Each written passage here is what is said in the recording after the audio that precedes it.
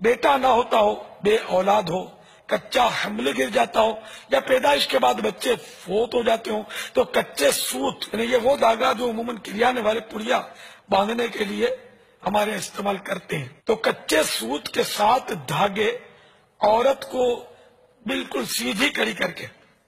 یا ایک دم سیدھی لٹا کر اس کی پیشانی کے بالوں سے پاؤں کی انگلیوں تک ناپ لیجئے، اور ساتوں دھاگے ملا کر ان پر 11 بار اس طرح آیت الکرسی شریف پڑھیے کہ ہر بار ایک گرے لگاتے جائیے اور دم کرتے جائیے۔ اس گنڈے کو حسب ضرورت کپڑے کی بڑی پٹی پر لمبائی میں رکھ کر سی لیجئے تاکہ پیٹ بڑا ہو جانے کی صورت میں بھی کام چل سکے۔ پھر بھی اگر تنگ پڑ جائے تو کپڑے کی پٹی میں جوڑ لگا سکتے ہیں۔ عورت کی کمر پر باندھیے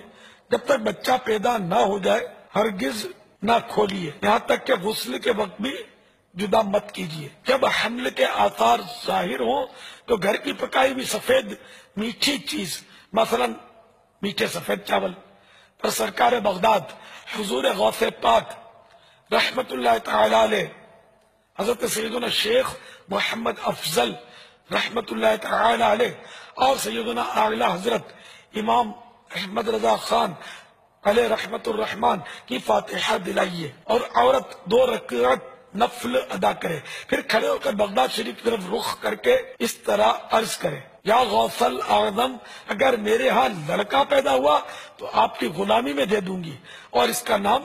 غلام محی الدین رکھوں گی، انشاءاللہ لڑکا